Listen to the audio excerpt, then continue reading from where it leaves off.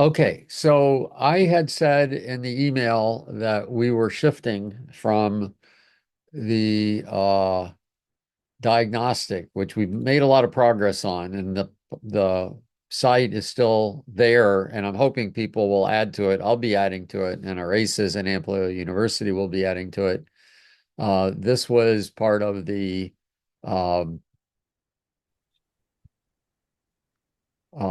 here, let me just come here. This is part of the Amplia community practice, which I go into these trends now. It's kind of how I've been doing it, which is to have these kind of study programs. So I started with being a coach by reading, and then the capabilities and patterns project, which is still the core of the Amplio approach. So in fact, I think you could get, there are recordings of it that we've done, and there should be a link here to this site we'd worked on. So it's not dead. I'm not stopping this. I'm just stopping having sessions on it. And I have always, as anybody who's been around for a while with this community practice, has seen me shift from one thing to the next every few weeks.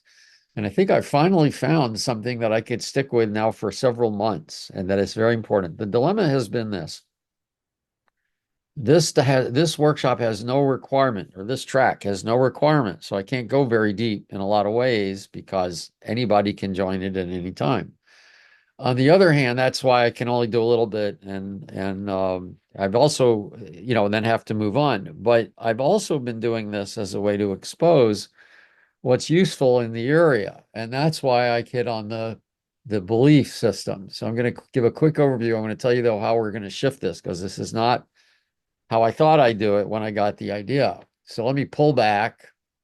This is a page again. I'll put this up on the site, but just to quickly go through it, you remember this little button down here? So this guy pulls up the table of contents, and this is a way you can navigate it. And it talks about the different things. These are Amplio's axioms, uh, which you can see in more detail here. You click this and pulls it up there.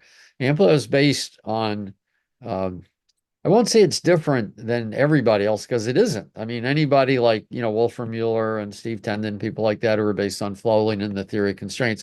I haven't asked them, but I bet you they're very consistent with this. But this is not the same as Scrum or Save for Less or any of those others, or even DA for that matter.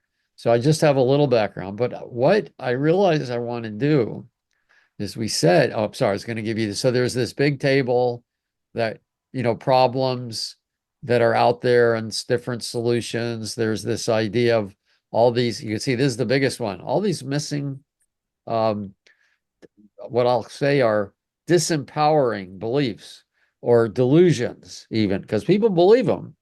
But they're really harmful. And these tend to not be investigated um, by a lot of people. Okay, then there's some missing concepts. I haven't filled this in, but human-centered development, which is a dual thing. How do people react automatically? That's a personal interaction. And also, how do you develop systems, given that that's what people do? And then I have a list of some blogs on disempowering beliefs down here. It's something I've been working on a lot. There's also some just working stuff. Stay out of there. I mean, you can look, but don't expect anything in there. So what I realized, I said I was going to say we are going to start with this. I haven't changed that. Was the disempowering beliefs about starting.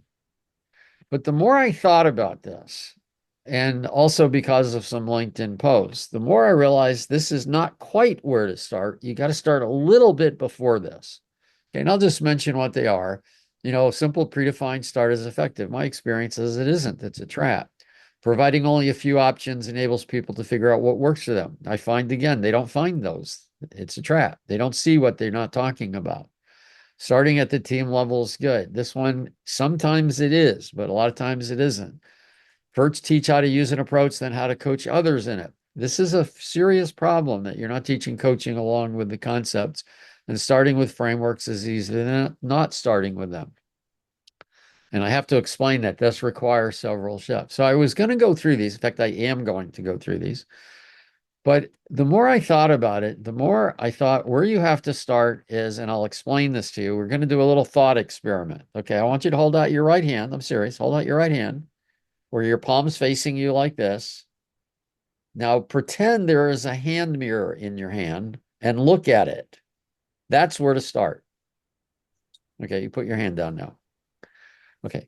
In other words, we have to start with ourselves and how we look at the problem. And we also, since I'm talking about the importance of coaching with concepts, it occurred to me that a good idea, that's what I'm going to do. I'm open for feedback, of course, but I'm going to turn this session, the Amplio Community of Practice, is into the coaching track of Amplio University. Why? Because anybody can join at any time and learn things. So I can keep going. And believe me, there's a lot of missing stuff. I've got 27 disempowering beliefs here.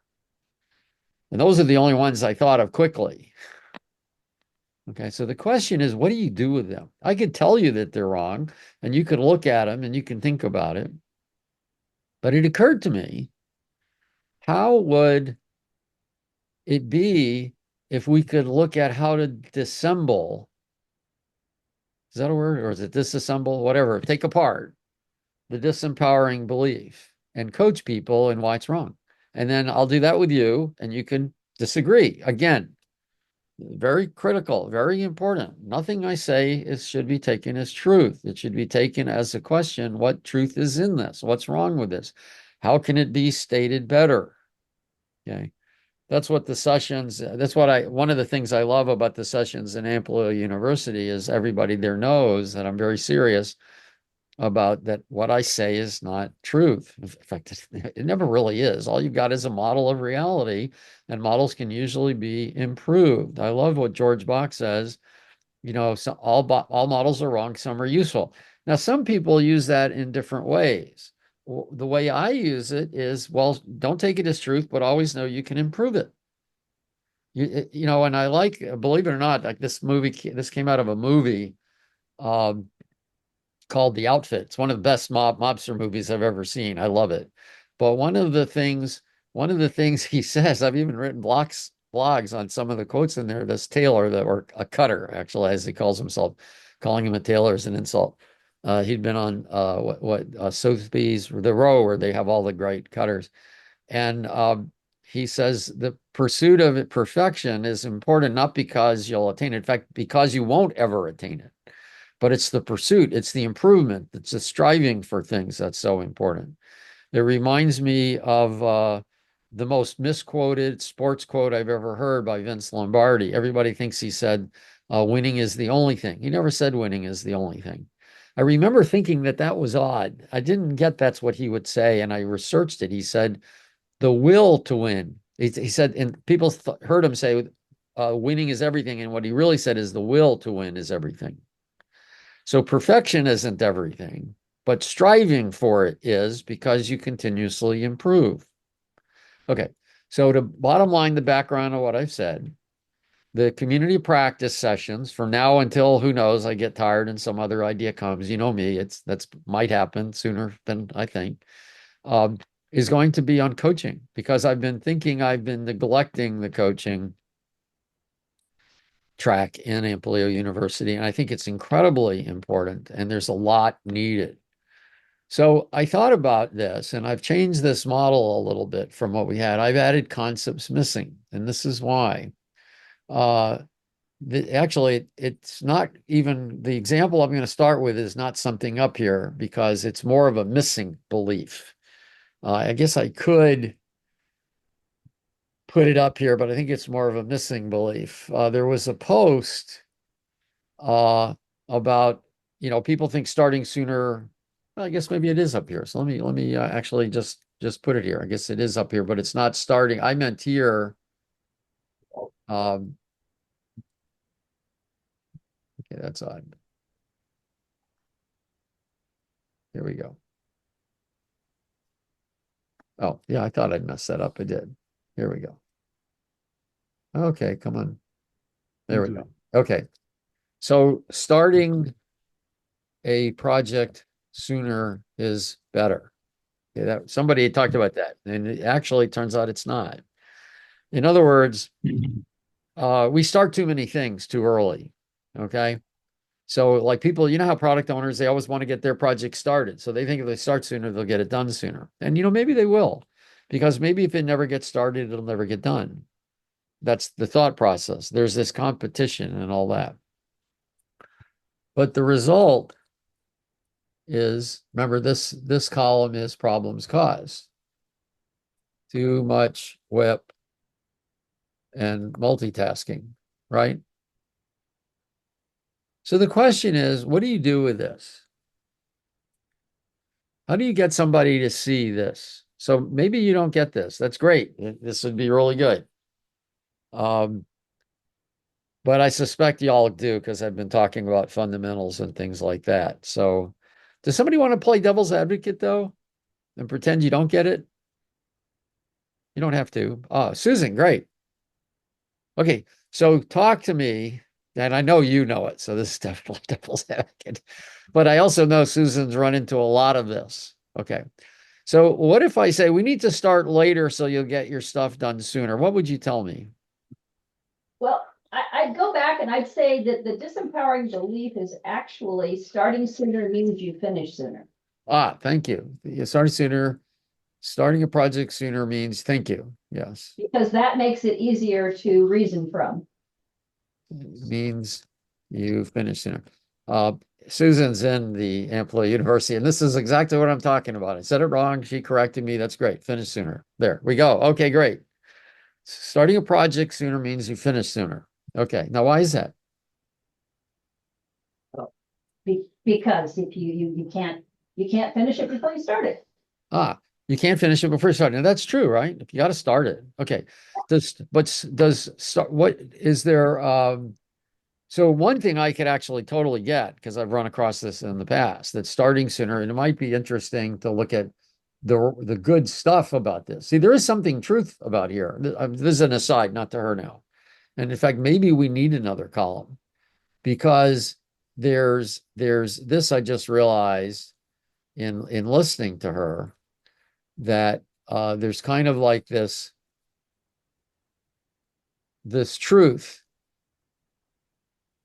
in the belief. See, this is one of the problems with disempowering beliefs. There's usually some truth in there. Mm-hmm. There's absolutely truth in here. If you don't start it, it never gets finished. Okay. So I need a new color though.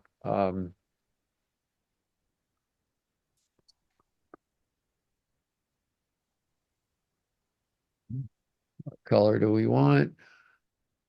We got light green, we're running out of them. There are a lot of colors, but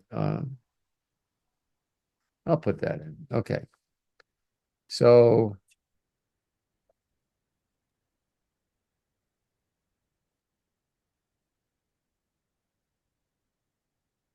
that's not right. This guy. Oops.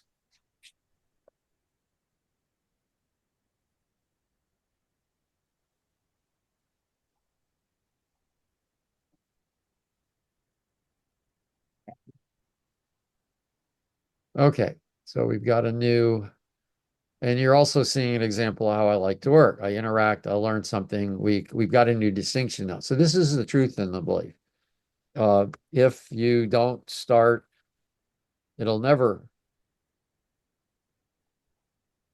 I'll add one that she hasn't said, but I mentioned it earlier, so I will. Uh, I might lose my budget. That's a Yes. fear. Okay. And that happens. Uh, and then there's also the kind of mental state, why should I wait? This is not logical. But it's like, God damn it, I'm just as entitled as those people. I want to get going. There's an emotional aspect. Yeah. Why is my project a second class project? Yeah, great.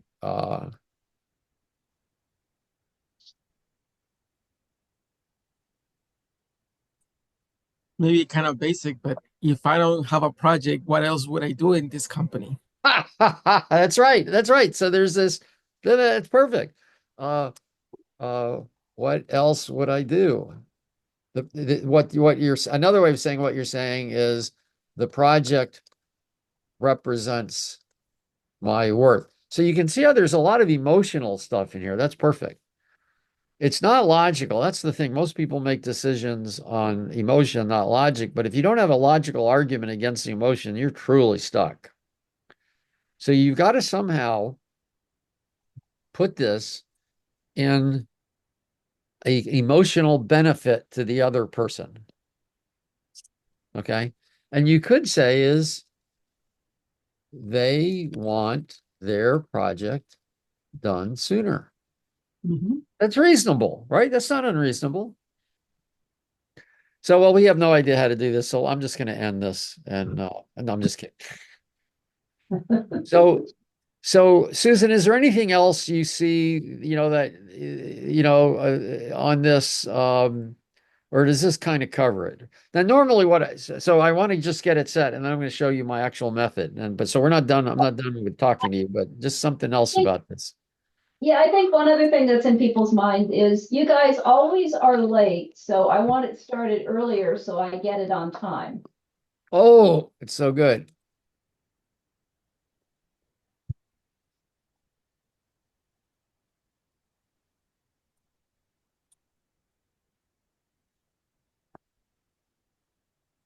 Now, I want to point out something here. These and this,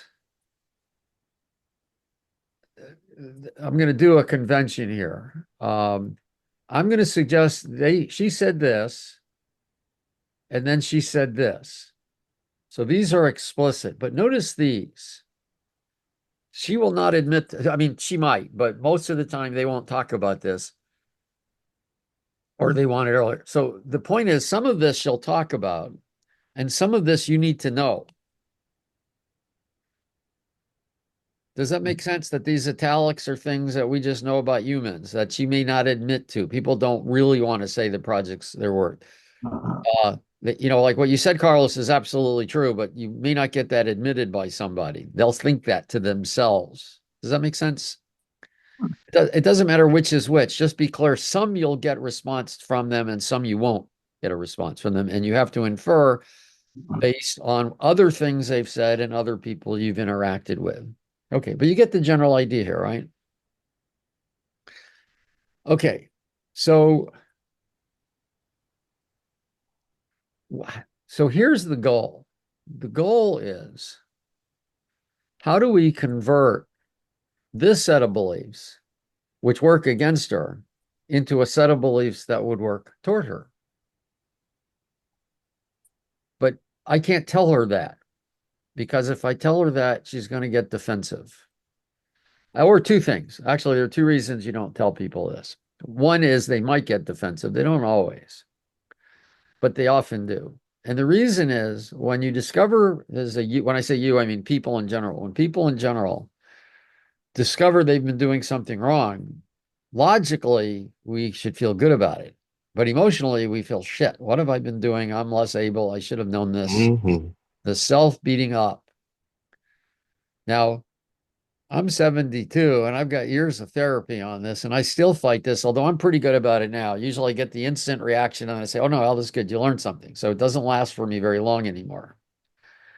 Um, but um, most people have that, and we have it ingrained. So it's definitely there, but it's just, you should know better. How many times did you hear that growing up?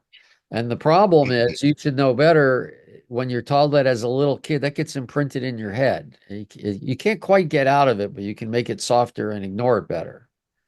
So there's this question of how do we shift? The goal is how do we shift their emotional view with some things so they have an emotional view that moves them in the better direction? That's the question. Okay. And I'm going to suggest that one way to do it, in fact, I'm going to copy this heading down here just so I can see it, and I'll finish this up a little later. This is a dynamic table, by the way, in Lucid. It's one of my favorite things in it. What concepts are missing? Okay, now I'm gonna come to here. So come down to this table of contents, and I have this, I've added this. This is the way I coach. Okay. It's a technique I guess I learned this from Fernando Flores back in the 80s. A really brilliant guy. I think I don't know what he's doing now. He's back in Chile. He used to be the Secretary of State of Chile. He wrote a book with Winograd. Totally brilliant guy. I was very fortunate to work with him for about 3 years because I learned things from him I've never heard anybody else talk about, let alone teach. And he's not teaching it anymore. So I'm going to talk about what this approach is, okay? And I'm going to expand on this as I go because one of the things I'm sure you've noticed about me, and it's why I encourage people to correct me, is I don't usually say things right. But I listen and I'll correct them. And I learn by speaking. By the way, this is an important thing. When people talk about introverts and extroverts, what they really mean, people think that means whether you're outgoing or not. Okay. And there's some truth to that, but what they really mean is how do you think? See, I'm normally a quiet guy, believe it or not. I've actually gotten a lot more extroverted because I've been around this wonderful woman who's incredibly extroverted, and being around her for 37 years has kind of shifted me. I've joked at times being around her has made me a better person. Her being around me has made her a smartass because she's learned from me. But I like it. I like that she's a smartass. So I enjoy that. But one of the things I know about me is I do better talking. I think I hear myself. Oh, that doesn't make sense. Oh, that makes sense. Oh, that's good. How can I do better? It's learning takes place in the interaction and in the creation of things. That's another important thing to realize. You don't coach by having the answer and doling it out to people. You coach by knowing the answer or having some sense about the answer and then interacting with people in a way where they discover it or you discover you were wrong. I learned this years ago, like, oh my goodness, so 27 years ago. I remember when I learned it and who I learned it from, although I don't remember his name. I was at Boeing doing consulting, and this guy from the University of Kansas or Kansas State, I remember it was Kansas, but I'm not sure what university. He was a young guy, he's like in his 30s. He was a professor there, and he had come in to teach object orientation to the group I was teaching object orientation to. So I said, I really love to sit in. I promised to be quiet. And the whole time I never said a word. I just listened to him. And he did something I had never seen before and was amazed at. And stunned is the word. And what he did is he never said anything as a statement of fact. He only asked questions. And what happened is after a couple hours, he got people to understand the essence of object orientation, which is objects be responsible for themselves. And I can still remember it. I still remember the woman, Carol was her first name, who got it. You know, what was so weird is there were about these a dozen people. I was on one end. He was like on the left. I was on the end of the semicircle. And at one point, Carol said, but if that were true, objects would have to be responsible for themselves. Ding, ding, ding. That's where he was trying to go. And what was weird, I swear, jaws dropped. The person next to her, the person next to that person. I just see all the jaws dropping. Everybody got it. And I was like, wow, that was amazing. The whole idea of polymorphism, which is quite difficult for people to grasp. These are Fortran programmers. They got it. So when it was over, I asked myself, how did he do this? Because he was always trusting. He was so trusting. He was like, didn't seem to care what their answer was. He cared, he listened, he attended to it, but he wasn't caring whether it took him in the direction he wanted to go or that I thought was where he wanted to go or in another direction. And he eventually ended up, a little wavy course based on their answers, got to polymorphism in a couple hours. I'd never seen it before. This self-discovery certainly was not how I coached at that time. So I thought about it and I realized two things. One, he was very clear what he wanted to teach. I knew that. I mean, there's no way this guy didn't know. It was not luck. So that was one. He did know where he was going. But how could he let go of the fear, the anxiety which I would have had, that they're going to go in the wrong direction? And that's when I had this insight. What would the wrong direction be? Would it be something that's not true, or would it be something that didn't match his thought process? See, the wrong direction would be if it was something that wasn't true. The fact that it might not match his thought process is just an opinion, it's just ego. So what I realized he was doing is he was asking questions to have people discover what was true on their own. I mean, he was asking questions. They would discover what was true. And he had faith that one of two things would happen. Either they would come to the answer he thought, or they'd come to a better answer than he thought. I'm going to say that again. He was confident that they would either come to the answer he thought was a good answer, or they would come to a better answer than what he thought. And he had confidence in that, and he was not attached to his answer. Now, back in those days, I was very attached to my answers. But I didn't coach as well as this guy, and I saw that. I had a lot of other crap going on back in those days. But so that's where we want to be. Now, this takes a little bit of courage, but more it takes confidence. People talk about needing courage. I think it takes confidence. And it takes the willingness to, at the moment, not look good. But how are you not looking good if you're asking good questions that people are learning? See, they don't even really know where you're going. See, I actually think that's a facade. In other words, I don't look good to me, so clearly I don't look good to them. That's called projection. The reality is the students were all apt and listening to him because they were learning. They didn't have this agenda. Their idea of him, because I could see it, they were very engaged. Why? Because they were respected. Their thoughts were on cue. They were asking questions. They weren't saying, oh, this guy doesn't know anything. He's got to ask me questions to figure it out. No, that was not going on with them. So we have to remember that as coaches, a lot of the times what's in our way is we're projecting ourselves on other people. Okay. And we have to just disengage from that. So anyway, this is the idea of how I coach. I didn't learn it just from him. I've got a background from Fernando Flores and a whole bunch of other things. But this key idea of you're engaging to discover as a group where you're not an authority. Okay, you know more than they do. Yeah, I mean, don't discount yourself. You probably do, or you shouldn't be there, or you're there as a facilitator. But in this case, he was clearly an authority. I don't know, an authority. That's the wrong word. He was clearly an expert. Then the question is, what's an expert? So I'm going to show you that a little bit. And in fact, I say I have links here too that take you to a blog post. Okay. I'll just show you this. I'm not going to read this because I'm actually going to record this, but I've actually got things and I'm creating. There is a curriculum, there's an audio summary, there's more chapters and things like that. I'm changing the headings a little bit. So this might be, yeah, that's right. So this is kind of a chapter about being an effective value coach book.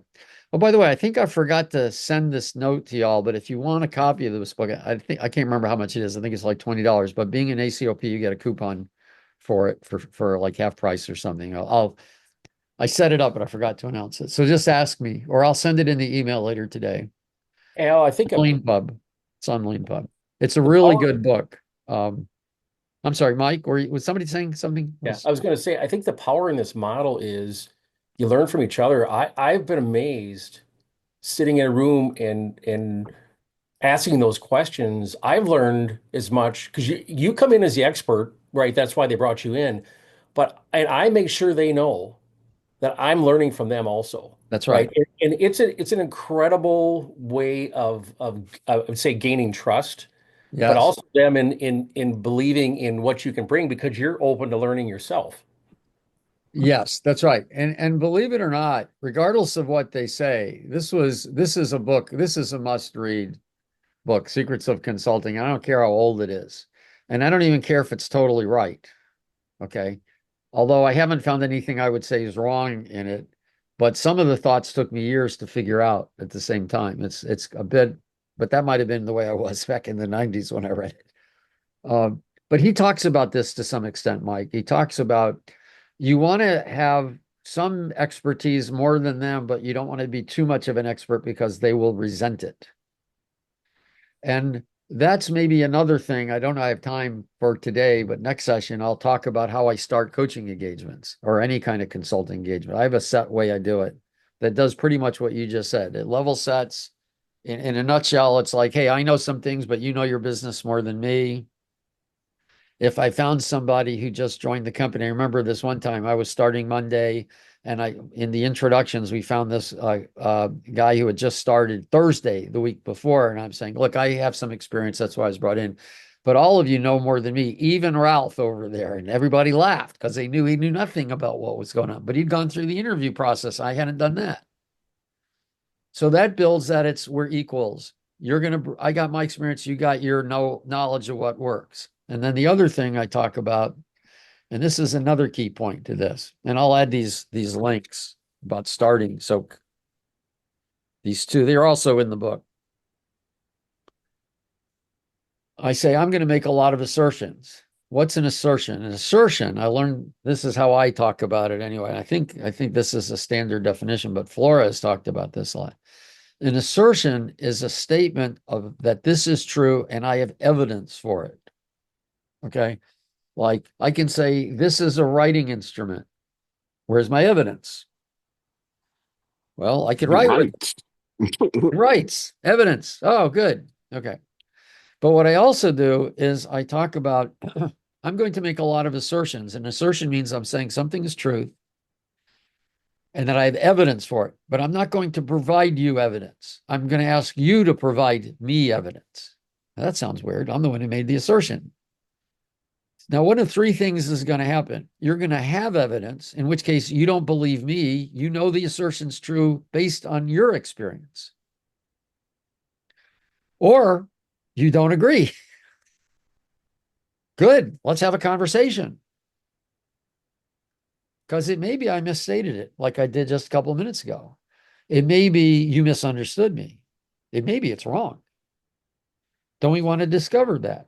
So now we're also on a level playing field. We're also saying, I don't care that I have more experience. We're talking scientifically now. We're talking based on evidence. So anyway, let's come back to here. So I said something new. So notice my George box. Yeah, I'm improving my model. The model is the intention is to get people to understand a better way that is both logical, that appeals to them both logically, a lot easier to do, and emotionally, often difficult. Okay, that's our intention. And we have to recognize this. Okay, so this is basically the approach to take. That's how I teach it. I guess this is the approach I suggest. Now, by the way, you might have other ways of doing this, so I'd like to hear about that. But right now I want to go through this. So I'm going to suggest this. You first listen and ask questions to see what they think. I added something I didn't put up here, which is remember earlier conversations and attitudes you've come across and consider they may have these as well. Remember those things in italics I put? Oh yeah, kind of knew that. They may not have those, but they may have those. This is a potential problem.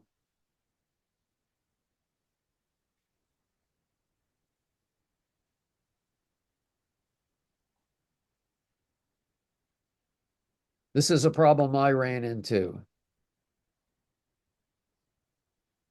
When I discovered how to do this, I made a lot of inferences about what people were saying that they didn't have in their head. I had it in my head that they had it in their head, but I was wrong. So it took me, I don't know, 10 or 15 years to get over. And the reason it took me so long to get over it, because I was pretty good about making inferences where I was usually right. See, that's the problem. When you're wrong a lot, it's easy to let go of what you knew. When you're right a lot, it's hard to let go of it because certainty is nicer. Certainty is more comfortable. Okay, understand the difference between their thinking and yours. See the distinctions missing. Now, again, this is the link you can go to. What's the difference between experts? But I have a little presentation I'm going to walk through real quickly because I wanted to get this recorded. Oh, by the way, I got this idea. Why is that yellow boundary? That looks kind of weird. I got this idea. See, this is a Zoom. This is the ability to put in a table of contents, but I'm always looking to find it. So I've started this convention when I'm doing a lesson like this, where I have all these different things, these are different chapters in the book I've got slides on. And those for of you in Amplio University, I may have I somewhere in the starting point I talk about this, but just consciously point it out because Mike, you may have missed that. But this is in the presentation. So all these slides you get when you're, a paying member in AU. And I want to talk about this and this. Notice how it's easier to find it. So as an instructor, there's just a little coaching instructor tip. I love the table of contents, but it's still so much. And I can link here and wow, look at that. That's cool. Okay. So, and I just remember that slide 1. So I can always go back to it by typing 1. So it's real easy to get to the table of contents. Okay. So anyway, let's come back here. So here's the question. You're supposedly an expert. Now, first of all, what does an expert mean? I really mean you have more expertise. So what are distinctions? See, here's the thing. Experts have more useful ones. See, if they've got I don't care if he's a professional skier and the gold, I could tell by how he is, he's better than me. But if he was an Olympic skier, he's going to be like me with snow. See, this guy knows probably 10 different kinds of powder, all sorts of stuff. To me, I know it's good skiing snow, or it's yellow snow, stay away from it. It's good snowball making snow. It's dangerous to drive on snow. I got about 5 or 6. Why? Because I'm a dad. I got kids. They need to know not to play with yellow snow. I don't want to play with yellow snow. Don't put rocks in the snow. So there's this test for openness in a sense. When someone says there's a difference between X and Y, and someone says there's no difference, that's being closed. You should ask, what's the difference? Now, don't lecture anybody on this. I'm telling you because you're here presumably to learn something from me. Okay. And I want to go through this slide deck reasonably quick. But notice if you say, I don't see the difference, can you say more? You notice the difference between there is no difference versus I don't see the difference. Do you see? One is just argumentative. There's no difference. I'm now in a debate with them. Now they got to show there's difference. But if I say, I don't see the difference, can you say more? This is how you can talk to people as well. You almost always respond with a question and get to it. Okay. Here's a lot of differences. I don't care that much. I'm not an expert in snow types. I got a half a dozen. I'm happy with my snowness expertise, which is low. So there's this difference. There are novices, advanced beginners. Now, there are a lot of different models. I forgot which one I pulled from. I thought I had I'll put an acknowledgement here, but it's, here's where I find, and this is not Shuhari, by the way, because even at novices, people can understand from their past experience, which I'll show you in a few minutes. But this is the difference. Experts look at important things, not incompetent, but people with less competence look at things they shouldn't be looking at. I'll give you an example. You probably heard a lot. How many times do we hear about utilization? Oh, yeah, let's get a lot of utilization. That's something you shouldn't be looking at. So then you have to have a conversation. Is that really useful? Not useful, things like that. Okay. It's also respectful. I don't see. See, if I say there is no difference and I'm saying they are wrong, if I say I don't see, what have I just done? I've actually made myself less competent compared to them. Now, if that bothers your ego, work on getting rid of your ego. Read the book called The Ego is the Enemy by Ryan Holiday. I love Ryan Holiday. I've read every book he's written. And when he gets a new one, which he just did, I get on the waiting list and I read it again. This last one was okay, but the Obstacle is the Way is one of my top 3 read books, and Ego is the Enemy is a great book. It's also very, it's like cold water at least splashed on my face. I remember with all the life coaching I did, I thought I had my ego under control. And I read this book about 6 months ago. I was like, oh my God, Al, this is horrible. You just pushed it down. It's there. So you want to demonstrate respect, and when your ego shows up, just say, "Okay, that's nice. Thanks for sharing. Now I'm going to get back to my real work."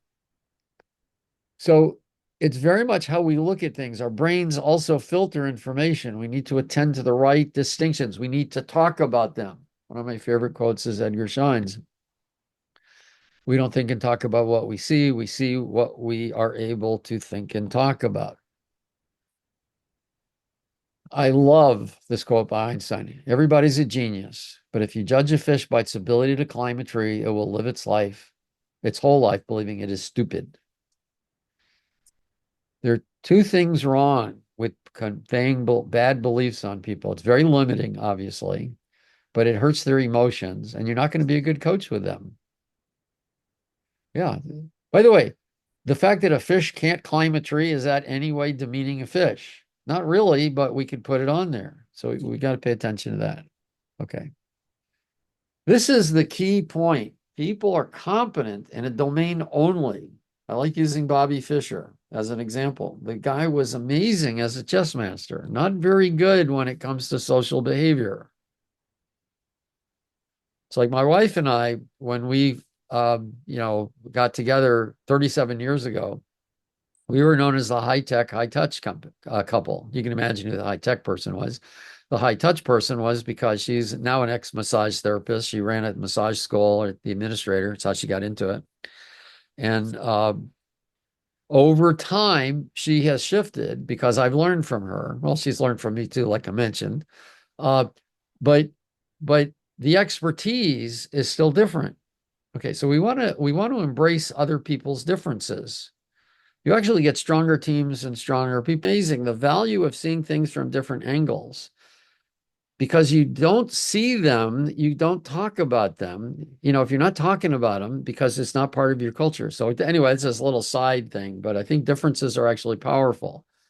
We want to embrace the differences. We don't want to view that there's something wrong with the differences. And on teams, this is very important. Okay, so let's come back to this. I'm going to pause for questions because I'm actually kind of on track with where I want it to be, but I want to pause for questions or comments. Okay. So we listen, ask questions, we don't infer, we understand the differences. Now the thing is to ask questions. Which question should I ask? So in your head, yeah, Tony, you're on mute, yeah. Sorry. I know what questions not to ask. And that's questions that have a yes or no answer. Yeah. You're not going to learn much. Then you're actually getting them to judge something. You're making an assertion about something, and then you're trying to, you're hiding the fact that you already have an opinion. Yeah, that's good. So it can't be yes or no. And the reason, again, it can't be yes or no is you're trying to discover their thinking, not you're surmising what they're thinking and validate. Now, you can sometimes ask them, once you start getting something, you can ask them something they've said, whether to invalidate it. In fact, because in other words, if they say something and you think you've understood, you can ask yes or no to validate that. Like if somebody was irritated in a workshop, I'll actually add this. I had an interaction, it's in also the book, where I had an interaction where somebody was being very belligerent in the class. And I'd first asked him questions about where he was, but then I would say, oh, so you're upset that, I just kind of got him in a sense. I was repeating it back to him to make sure I understood it. That's about the only yes, no question I think that's valid to ask. Clarifying. But yeah, clarifying yes, no, but not. So that's great. That's a really good point. So, okay. Now, yes, no, clarifying questions are okay, but other yes, no questions aren't.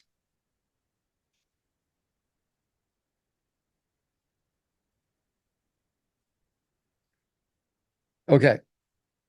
So then the question is, how do you ask questions? What is the order? In other words, if several things are missing, so let's come back to here.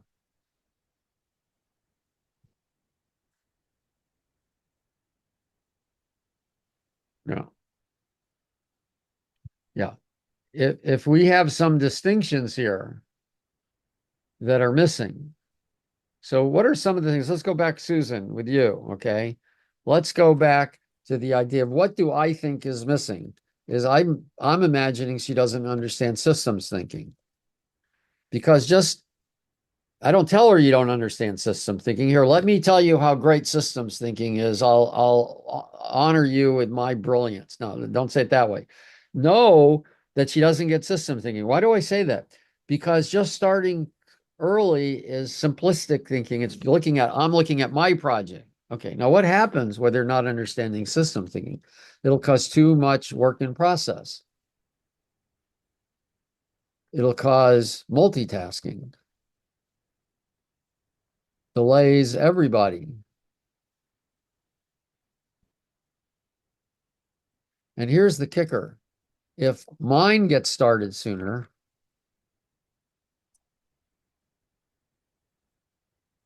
so will everybody else's,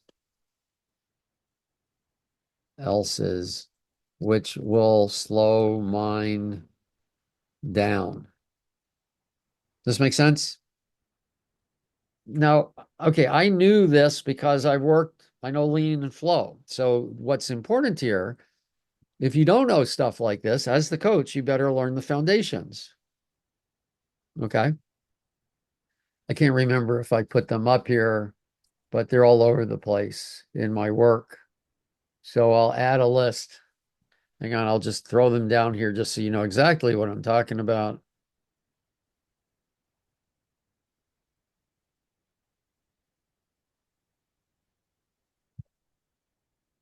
I've put concepts up here, so I'm going to just throw it up here.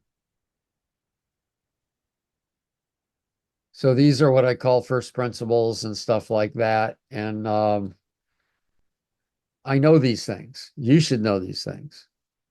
That's why I said look at yourself, because if you don't know these things, you're not going to be able to coach well, because you will have emotional or experiential discussions only, not going down to first principles. By the way, this is something I'll point to if you, I'll show you, I'll show you how to get here, but I'll put a link in on this. If you go to Success Engineering's on the resources YouTube playlists,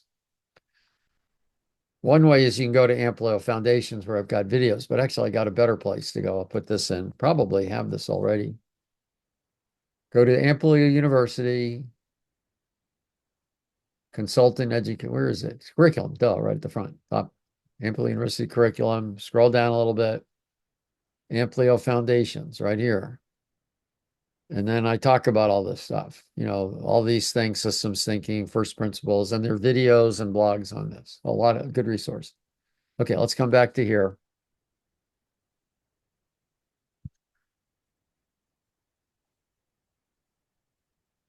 Okay. So we've got those things. What's the order? Okay. So this is a key thing I got. I kind of made it up myself, but it really was something I got from Fernando Flores. I spent a year-long study program with him. In fact, this is where I think I got the idea. This is in the 80s. I think this is where I got the idea you can do remote training in an effective way. He had us have weekly lessons. He would email them to us. Believe it or not, he had actually an email system in the 80s that was better than anything available now. It got bought by Lotus, and then that was bought by IBM, and therefore totally dissolved, because everything IBM buys just kind of dissolves into the woodwork. But it was called the Coordinator. It was very cool. It had better threading and all that because it was about conversations. It viewed emails as conversations. But anyway, the first year we spent on just how to learn. And a lot of that was how to read. And he talked about when you're wanting to learn, and also the opposite is how to teach, is you're where you are, there's where you want to go. How do you get there? This idea that you just do a massive jump is not good. Toyota Kata follows this model. It's like step by step by step by step by step. But this was even before that came out, although it's very consistent with it. So the question is, if you've got these distinctions, how do you learn them? Okay, well, guess what? I've got another video on this. And again, there's a link here. I could click this and jump to the link. So you can go here, but like, why do I call it the pickup six model? Well, I'll show you that in a second. Again, I've got PowerPoint here. Pickup six model. See, I find it easy because of the yellow border. I love it. So here's where I was. This was in 97, I think, maybe 96, toward the end of 96, early 97. I was a coach, consultant, kind of a blend.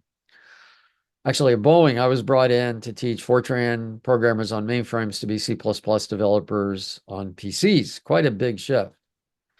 And I don't know if you've ever been put in a consulting situation like for hire where they bring you in for like a year.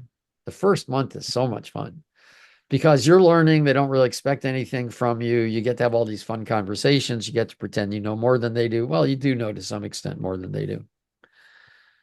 But after a few weeks, the reality starts to sit in that, oh my God, I really got to do something here. The honeymoon period is going to be over, and I want to know it's over before they know it's over. So I'm thinking about this, and I've got like 300 people in my people I'm supposed to look at. I figure, well, I only really have to get 100. That'd be a win. But I have no idea how to get 100. And I realize this. I have no idea. Up to this point, I'd been a heavy programmer, one of these 10X developers. So I was really solid in programming. I knew what I was doing. I was really excellent at all levels of it. But I had no idea how to teach people this. And I realized this. So I kind of got scared. I remember sitting at my desk. It's funny, I still have this image of me on my cubicle. I was like, oh my God. And I thought, and this is another technique I've learned. So this is another coaching tip.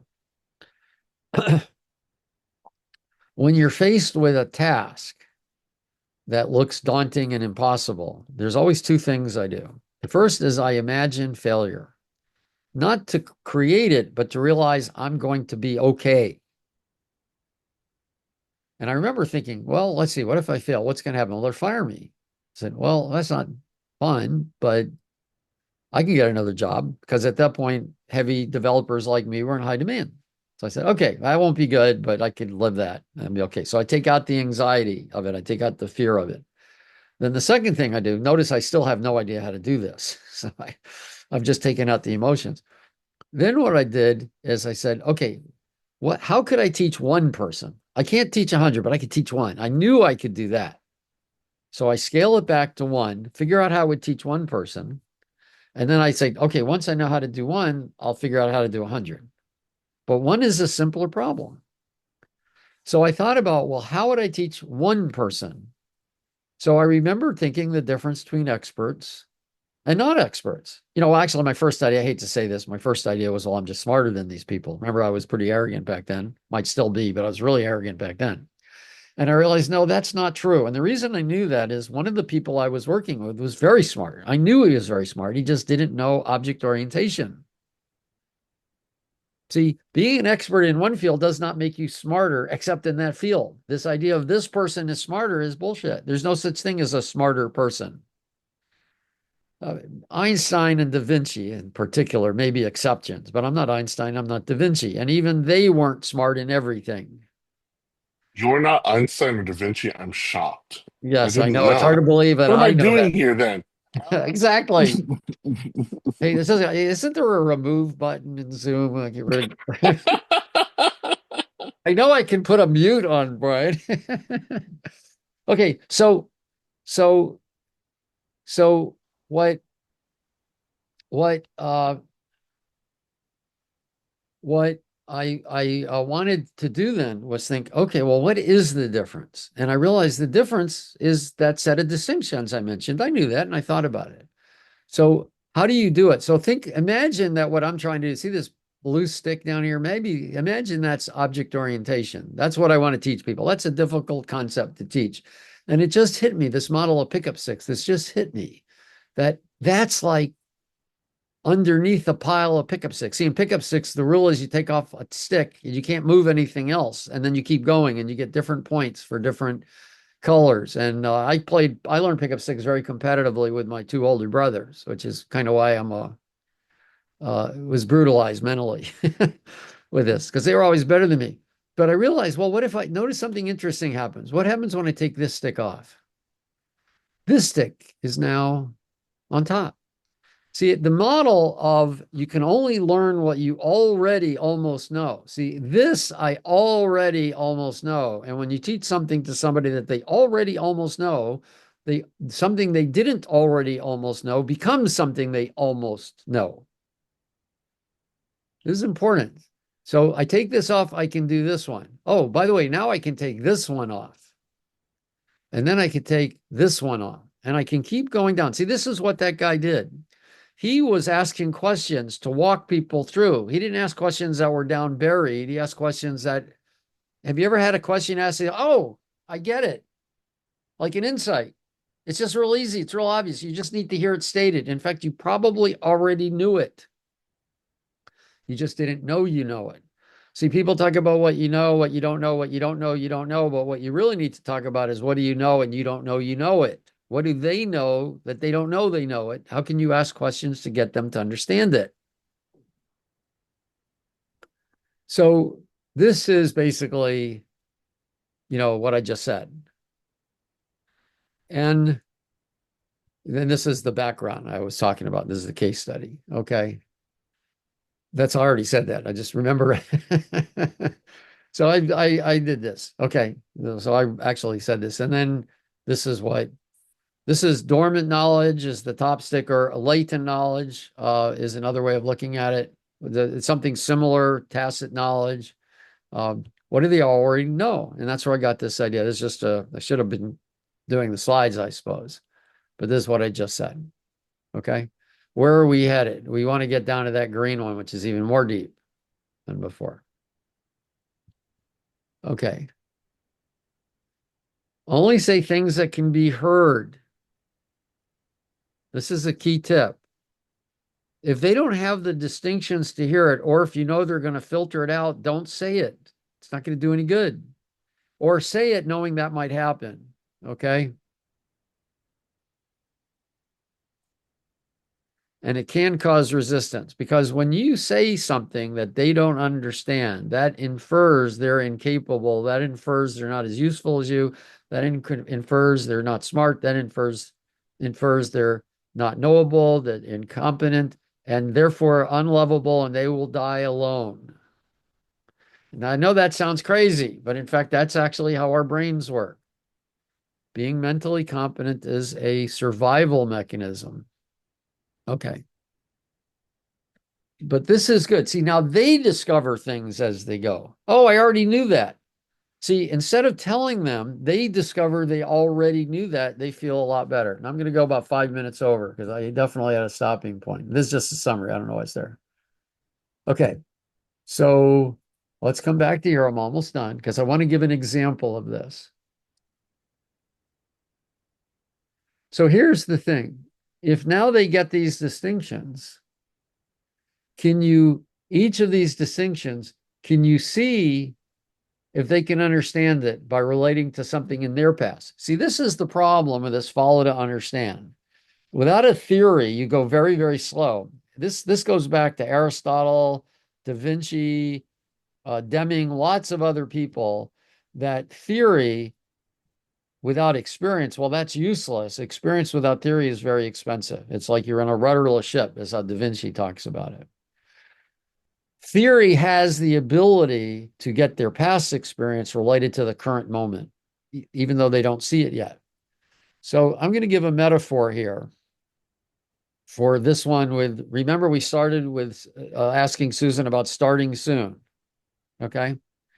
Now, one thing most people have is experience in grocery stores. Okay. Now I have an uncanny ability to pick the line that's going to go the slowest. In fact, I actually believe I've caused cash registers to break because it just happens to me so often. I remember one time being in line and this woman in front of me was causing a problem. She turned to me and apologized. She said, "Oh, I'm so sorry causing all this problem." I looked her straight in the eye. I said, "Oh, don't apologize to me. I should be apologizing to you. My energy caused this. This is just what happens to me." She laughed. Anyway, imagine a grocery store. Say a grocery store checkout was like this starting project. So I'm in line, like all these people in line. Remember, we were talking about, let's just to remember to pull it back in, where to start. Starting with starting a project. This is the frame size. Okay. Starting a project sooner means you finish sooner. So I'm in a grocery store. Okay. And I want to start sooner. What if everybody started as soon as they got there in a grocery store? I think that would be problematic. I think they would get that it's problematic. And you could talk about this. You can talk about everybody's waiting for everybody else. Imagine also each lane, each cashier can only do 80% of the items, and they've got shared services to do the other special items. You're going to have multitasking. You're going to have all sorts of problems. You're going to have delays. And cash registers, you got to check in, check out, save it. You're going back and forth. You're adding extra work. Now, people can relate to that. So what I'm doing is, how do you ask questions? And this is maybe an example. So I could either ask them, in some cases, I would just ask them,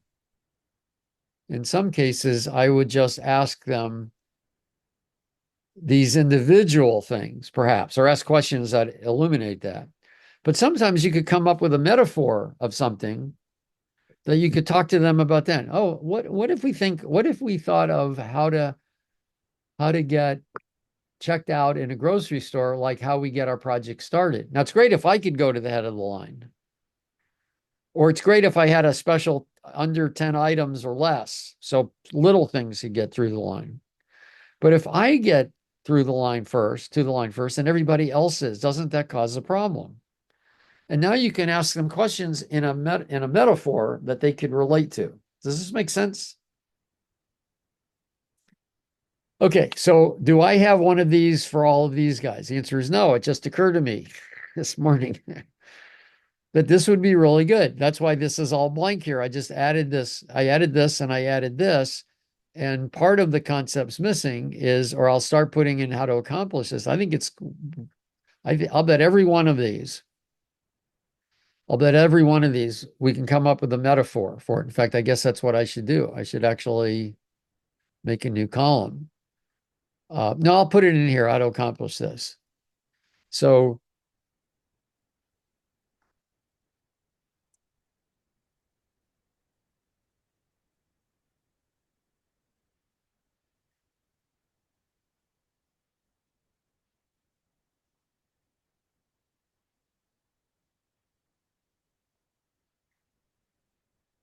okay, so I'm done. At least I'm done with this session. Is this helpful, this approach, explaining both coaching individually and this metaphor approach? Here's the key to remember. You can take advantage of what they know, but they don't know they know it, by using a theory to tie back to that. You use the theory to understand what it is they don't know. And then you have to come up with a metaphor that gets them, or you go questions by questions. So, here we could look at,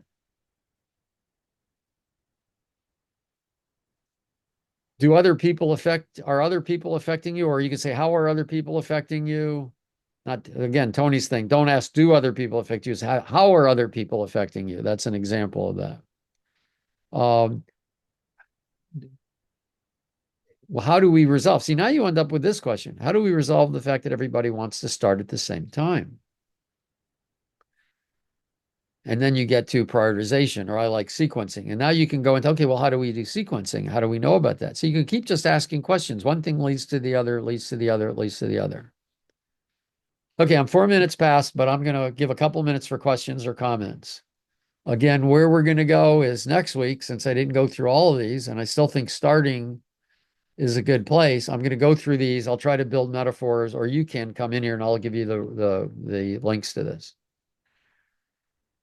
Comments, questions? So this is a path we're going to take at least for a month, but I suspect I'll take it till I go through everything, and that'll probably be a month or two. Y'all good? Okay. I'll get this up. Great. Okay. Take care. Have a great rest. Have a great day. Yeah. Bye. Same.